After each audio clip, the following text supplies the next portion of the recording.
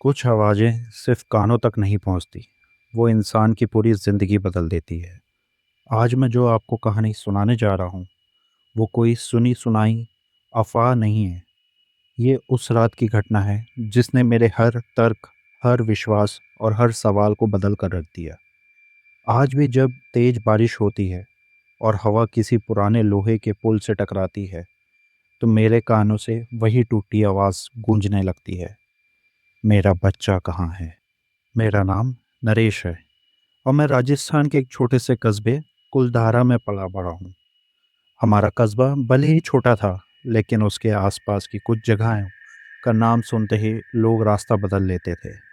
उसमें सबसे बदनाम थी काली पुलिया, एक पुराने लोहे का पुल जो सालों पहले सूखी नदी के ऊपर बना था। दिन में वो सिर्फ जंगल लगा खंडर लगता था, लेकिन रात होते ही उसका नाम लेने से ही लोग डरते रहते थे। कहते थे आधी रात के बाद वहां किसी औरत के रोने की आवाज सुनाई देती है।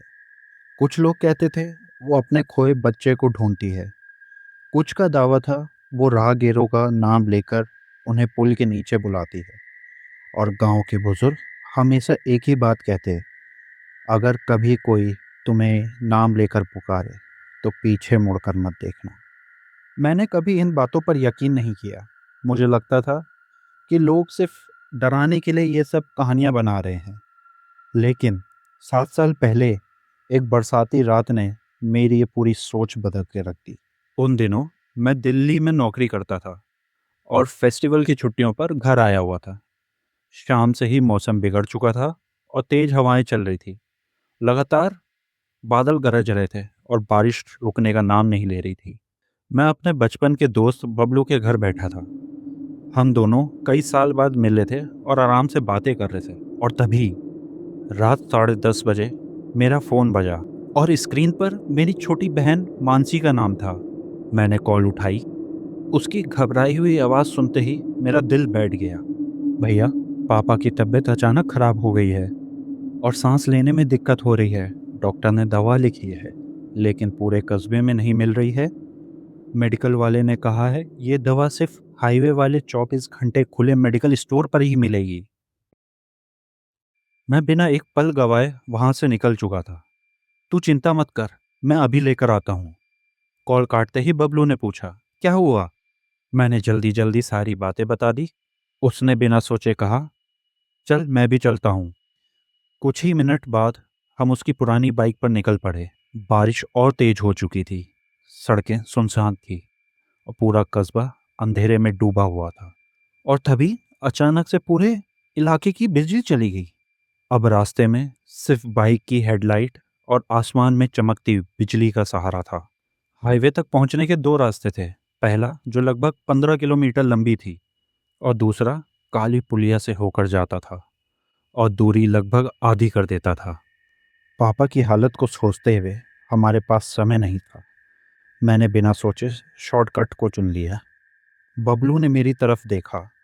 यार, लोग कहते हैं इस मौसम में उस पुलिया से नहीं जाना चाहिए। मैं हल्का सा मुस्कुराया। अगर हर अफवाह पे यकीन करेंगे तो कभी कहीं नहीं पहुंच पाएंगे। बबलू चुप हो गया। हम धीरे धीरे कस्बे की आखिरी बस्ती पार कर चुके थे। चारों तरफ खेत, हवा में भीगी भीगी मिट्टी की गंध और दूर तक फैला अंधेरा। तभी बिजली चमकी और उसकी सफ़ेद रोशनी में हमें पहली बार उस रात काली पुलिया हमारी आंखों के सामने थी। और उस पल न जाने क्यों मेरी धड़कनें अपने आप तेज हो गई थी। जैसे जैसे हम पुलिया के करीब पहुंच रहे थे, बस एक अजीब सी खामोशी हो गई थी। बबलू ने अचानक से रफ्तार धीमी कर दी। मैंने पूछा, क्या हुआ? उसने धीरे से कहा, तुझे कुछ सुनाई दे रहा है क्या? मैंने ध्यान लगाया। पहले तो सिर्फ बारिश की आवाज आई, लेकिन कुछ सेकंड बाद बहुत हल्की सी किसी की सिसकने की आवाज आई। मैंने खुद को समझाया कि शायद ये हवा की आवाज होगी, लेकिन तभी बाइक ने जोर से झटका खाया और बीच पुल में बंद हो गई। बबलू के कई बार किक मारने से भी इंजन स्टार्ट नहीं हुआ और तभी हमें फिर आवाज सुनाई दी। इस बार पहले से काफी ज्यादा साफ। एक औरत जो बेहद दर्द से रो रही थी और मेरे शरीर के रोंगटे खड़े हो चुके थे। मैंने धीरे से बबलू की तरफ देखा और उसका चेहरा तो बिल्कुल सफ़ेद पड़ चुका था। हम दोनों मानो मंत्रमुग्ध हो गए हों और बस आवाज़ सुनते रहे। कुछ पल बाद रोने की आवाज़ बंद हो गई और उसकी जगह एक धीमी सी फुसफुसाहट आवाज़ सुनाई दी। नरेश। मैंने तुरंत पीछे देखा। पुल पर हमारे अलावा कोई नहीं था। मैंने खुद को समझाने की कोशिश करी, शायद ये मेरा भ्रम हुआ हो। लेकिन अगले ही पल वही आवाज़ फिर से आई, इस बार और भी साफ। नरेश, नीचे आओ। मेरे पैर अपने आप ही आगे बढ़ने लगे। तभी बबलू ने मेरा हाथ कसकर पकड़ लिया। रुक। उसकी आवाज़ काँप रही थी। नीचे मत देख, बिल्कुल मत देख। मैंने घबरा कर पूछा, लेकिन इसने मेरा नाम कैसे ले लिया? गांव वाले सच कहते थे, वो हर किसी को नहीं बुलाती, जिसे बुलाती है उसका नाम लेकर बुलाती है। मुझे विश्वास नहीं हो रहा था, तो मैं खुद को रोक नहीं पाया। मैं धीरे धीरे रेलिंग के पास पहुंचा और नीचे झांकने लगा। पर नीचे तो सिर्फ कीचड़, झाड़ियाँ और बारिश का जमा हुआ काला पानी दिख रहा था। और तभी आसमान से तेज बिजली चमकी और उसी रोशनी में एक औरत खड़ी दिखी। उसने हल्की नीली साड़ी पहन रखी थी और पूरी तरह कीचड़ से सनी हुई थी। उसके लंबे भीगे बाल चेहरे पर चिपके हुए थे, सिर झुका हुआ था और उसके हाथ में लाल रंग का बच्चे का जूता था। मैंने हाफते हुए पूछा, बबलू, तूने देखा? हाँ, और अगर जिंदा रहना है तो हमें अभी यहाँ से निकलना होगा। नीचे से फिर से एक आवाज़ आई, मेरा बच्चा। और कुछ सेकंड की खामोशी। फिर, मुझे मेरा बच्चा दे दो। मेरे मेरे हाथ कांपने लगे। मैंने जेब से मोबाइल निकाला। कोई नेटवर्क नहीं था। मैं कुछ समझ पाता उससे पहले मेरे कान के पास किसी ने बहुत धीरे से फुसफुसाया, नरेश। मैं डर के मारे उछल पड़ा। पीछे मुड़कर देखा, कोई नहीं था। लेकिन अब मुझे यकीन हो चुका था, वो आवाज़ सिर्फ पुल के नीचे नहीं थी, वो हमारे बिल्कुल पास आ गई थी। बबलू ने किसी तरह बाइक स्टार्ट कर दी। हम बिना पीछे देखे वहाँ से निकल गए। लेकिन मुझे नहीं पता था कि ये उस रात की आखिरी मुलाकात तो नहीं थी। असल डर अभी शुरू होना बाकी था। पुल से निकलने के बाद हम दोनों ने कई मिनट तक बात नहीं की। फिर बबलू ने पूछा, नरेश, क्या तूने कभी सरला का नाम सुना है? आज जो हमने देखा, लोग कहते हैं वो उसी की आत्मा है। फिर बबलू ने बताना शुरू किया। करीब 20 साल पहले पास के गांव में सरला नाम की एक औरत रहती थी। उसका पति देवीलाल शराबी था। हर दिन उन दोनों के बीच में झगड़े होते थे। एक रात ऐसे ही तेज बारिश में सरला अपने 3 साल के बेटे को लेकर मायका जाने के लिए घर से निकली। लेकिन अगली सुबह उसकी लाश इसी पुल के नीचे मिली। मैं चुपचाप सुनता रहा। सबसे अजीब बात यह थी कि उसका बेटा कभी नहीं मिला। पुलिस और गांव वालों को लगने लगा कि उसका बेटा शायद बह गया होगा। लेकिन सरला आखिरी सांस तक कहती रही, मेरा बच्चा बहा नहीं, उसे कोई ले गया है। मेरे मन में सिर्फ एक ही सवाल घूम रहा था, लेकिन उसने मेरा नाम क्यों लिया? बस हम कुछ देर में ही हाईवे के पास मेडिकल स्टोर पहुंच गए। मैंने जल्दी से दवा खरीदी। लगभग 12 बज रहे थे। मैंने धीरे से कहा, इस बार पुल पर कहीं रुकेंगे नहीं। बबलू बोला, न नीचे देखेंगे न किसी आवाज़ पर ध्यान देंगे। उस रात हमारा फैसला मायने नहीं रखता था। कुछ ही देर बाद अंधेरे में काली पुलिया एक बार फिर सामने दिखने लगी। बारिश अभी भी रुकी नहीं थी और मेरे दिल की धड़कनें और बढ़ गई थी। पहला सेकंड कुछ भी नहीं हुआ। दूसरा सेकंड हवा अचानक बर्फ जैसी ठंडी हो गई और तीसरे सेकंड ही मुझे ऐसा महसूस हुआ किसी ने मेरे कंधे पर हाथ रख दिया हो। मैंने बबलू को बोला, भागा, जल्दी भागा, भागा, भागा, भागा। मैंने हिम्मत करके पीछे देखने की कोशिश करी और जो देखा उसे तो मैं आज तक नहीं भूल पाया हूँ। मेरे पीछे वही औरत बैठी हुई थी। और फिर टूटी हुई आवाज़ मेरे कानों में गूंजी, मेरा बच्चा कहाँ है? मेरी तो चीख निकल गई, बबलू पीछे है। बबलू ने बाइक और तेज भगाई। जैसे ही हमने पुल पार कर लिया, मेरे कंधे से हाथ का भार अचानक ही गायब हो गया था।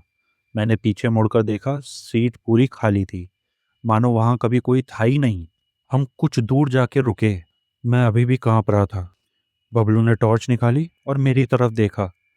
मेरे कंधे पर गीली मिट्टी से बने 5 उंगलियों के साफ निशान थे।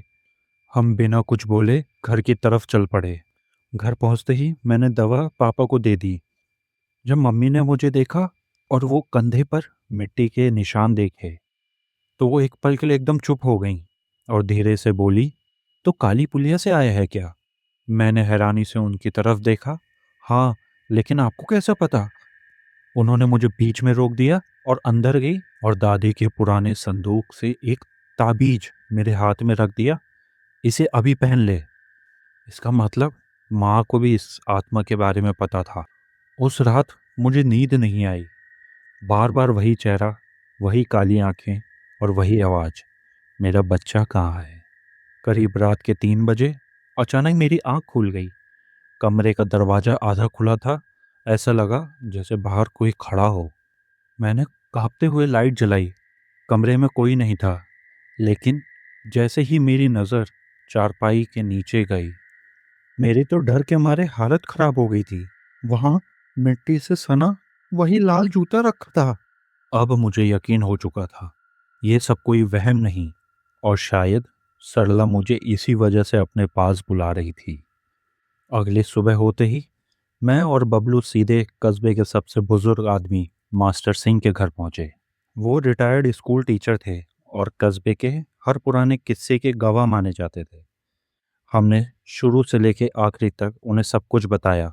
काली पुलिया, औरत की आवाज़, मेरा नाम, लाल जूता, बाइक पर बैठी वो औरत और मेरे कंधे पर पड़े मिट्टी के निशान। उन्होंने पूरी बात बिना टोके सुनी, फिर धीरे धीरे उठे और अलमारी से एक पुरानी फाइल निकालकर हमारे सामने रख दी। उसमें कई पुराने अखबारों की कटिंग थी। उन्होंने एक खबर मेरी तरफ बढ़ाई। शीर्षक पढ़ते ही मेरा दिल धड़क उठा। पुराने पुल के नीचे महिला का शव बरामद, साथ आया बच्चा लापता। मैंने पूरी खबर पढ़ी और उसमें लिखा था पुलिस को शक था कि ये हादसा नहीं बल्कि हत्या हो सकती है। मैंने तुरंत पूछा, किस पर शक था? मास्टर जी बोले, सरला के पति देवीलाल पर, लेकिन उसके खिलाफ कोई सबूत नहीं मिला। मामला धीरे धीरे दब गया और फाइल हमेशा के लिए बंद कर दी गई। मैं कुछ देर चुपचाप बैठा रहा और फिर पूछा, लेकिन सरला का बच्चा? मास्टर जी ने गहरी सांस ली। यही इस कहानी का सबसे बड़ा रहस्य है। सरला की माँ आखिरी दिन तक यही कहती रही, बच्चा नदी में नहीं बहा, उसे किसी ने छिपाया है। मरने से पहले सरला अपने बच्चे को बचाने की कोशिश कर रही थी। मेरी नज़र अपने हाथ में पकड़े लाल जूते पर टिक गई। पहली बार मुझे लगा, शायद वो औरत किसी को नुकसान नहीं पहुंचाना चाहती, वो सिर्फ अपने बच्चे तक पहुंचना चाहती है। तभी मास्टर जी ने मेरी तरफ गौर से देखा। कुछ पल चुप रहने के बाद बोले, नरेश, एक बात शायद तू जानता नहीं, तुम्हारी माँ का मायका उसी गांव में था जहाँ सरला रहती थी। क्या? सरला तुम्हारी माँ की दूर की रिश्तेदार थी और जिस रात उसकी मौत हुई, उसने तुम्हारी नानी के घर एक संदेश भिजवाया था। कौन सा और कैसा संदेश? मास्टर जी की धीमी आवाज हो गई, अगर मैं वापस ना आऊं तो मेरे बच्चे को बचा लेना। मैंने तुरंत घर जाकर मम्मी से पूछा। कुछ देर तक वो चुप रही, फिर उनकी आंखों से आंसू बहने लगे। हाँ, सरला हमारी रिश्तेदार थी। मैंने कांपती हुई आवाज में पूछा, तो तो अब वो मुझे क्यों बुला रही हैं? क्योंकि शायद वो चाहती है कि इतने साल बाद उसका सच दुनिया के सामने आए। और अब मेरे सवालों का सिर्फ एक ही जवाब था, हमें एक बार फिर काली पुलिया लौटना होगा, लेकिन इस बार डर कर भागने के लिए नहीं, सच का सामना करने के लिए। उसी रात मैं, बबलू, मास्टर सिंह और गांव के 2 बुजुर्ग, 5 लोग फिर एक काली पुलिया पहुंचे। मेरे हाथ में वही लाल जूता था जो पिछली रात मेरे कमरे में मिला था। रात के करीब 12 बज रहे थे। आसमान में बादल थे लेकिन बारिश रुक चुकी थी। फिर भी पुल के पास पहुंचते ही वही अजीब सी ठंड पूरे शरीर में उतर गई। ऐसा लग रहा था जैसे कोई हमारी हरकतों पे नज़र रख रहा है। मास्टर जी धीमी आवाज में कहा, डरना मत, अगर उसकी आत्मा सच में भटक रही है तो वह हमें नुकसान पहुंचाने नहीं देगी, रास्ता दिखाने आई है। हम धीरे धीरे पुल के नीचे उतर गए और चारों तरफ घास, कीचड़ और जंगली झाड़ियां फैली हुई थी। मैंने कांपती आवाज में कहा, सरला, अगर अगर तुम सच में यहाँ हो तो हम तुम्हारे बच्चों को ढूंढने आए हैं, हमें रास्ता दिखाओ। थोड़ी देर तक कुछ नहीं हुआ और फिर अचानक एक ठंडी हवा का झोंका आया। मेरे हाथ में पकड़ा लाल जूता जमीन पर गिर गया, लेकिन वो वहीं नहीं रुका। वो धीरे धीरे अपने आप कीचड़ के आगे सरकने लगा। हम सब हैरान रह गए। जूता कुछ दूर जाकर एक घनी झाड़ी के सामने रुक गया। मास्टर जी तुरंत बोले, यहीं खुदाई करो। गांव वालों ने फिर फावड़े उठाए और मिट्टी हटानी शुरू करी। कुछ ही मिनट बीते होंगे कि फावड़ा किसी लोहे की चीज से टकरा गया। वो एक पुराना जंग लगा हुआ लोहे का संदूक दिखाई दिया। उससे बाहर निकालने में काफी मेहनत लगी। संदूक पर लगा ताला पूरी तरह जंग खा चुका था। एक जोरदार चोट मारते ही वो टूट गया। मैंने कांपते हाथों से ढक्कन उठाया और अगले ही पल मेरे हाथों से टॉर्च छूट गई और अंदर पुराने कपड़ों के बीच एक छोटे बच्चे का कंकाल रखा था। हम सब कुछ पल के लिए बिल्कुल स्तंभ रह गए। मास्टर जी की आंखों में आंसू निकल पड़े। उन्होंने धीमे से कहा, हे भगवान, इतने सालों तक ये मासूम यहीं दफन रहा। कंकाल के पास एक चांदी की छोटी सी पायल रखी थी और उसके नीचे कपड़े में लिपटा हुआ एक पुराना कागज।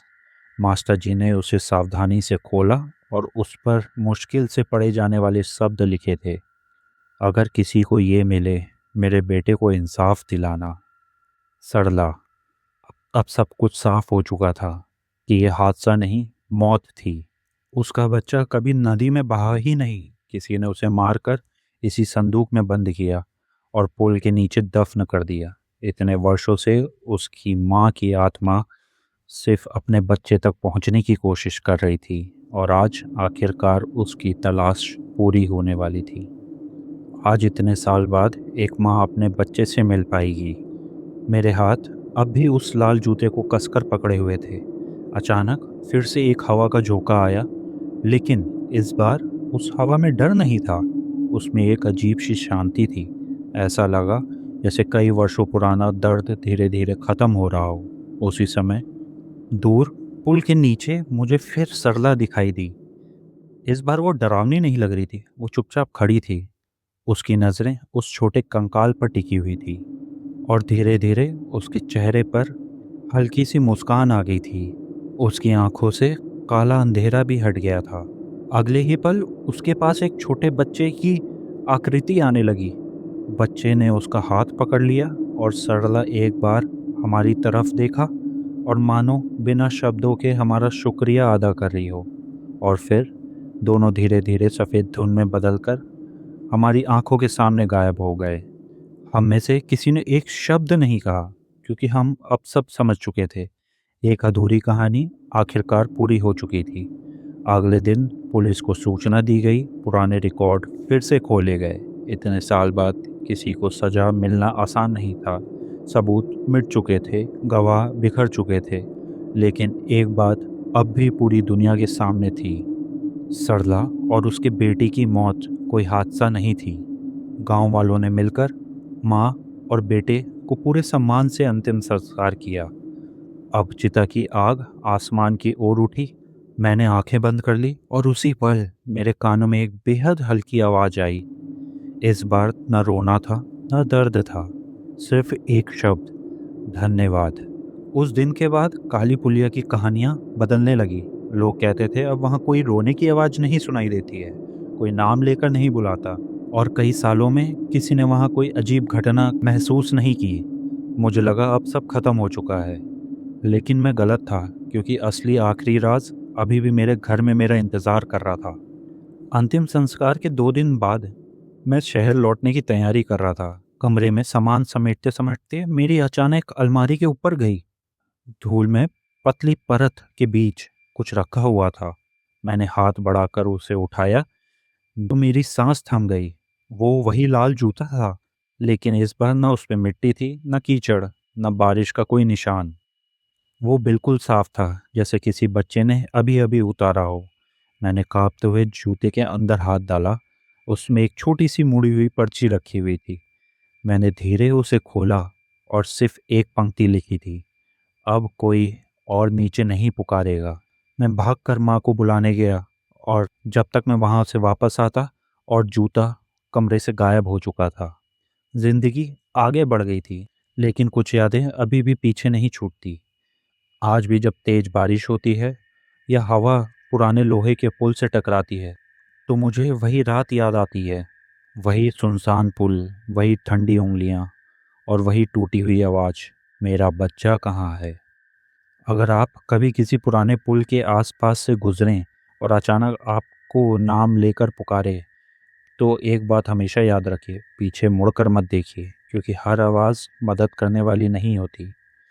कुछ आवाज़ें इंसान को हमेशा के लिए अपने अंधेरे में खींच लेती हैं। अगर आपको ये कहानी पसंद आई हो तो वीडियो को लाइक ज़रूर करें और नीचे कमेंट करके बताइए कि इस कहानी का सबसे डरावना पार्ट कौन सा लगा आपको। अगर आप कोई रहस्यमयी या डरावनी घटना शेयर करना चाहते हैं तो हमें दिए गए ईमेल आईडी पे शेयर कर सकते हैं।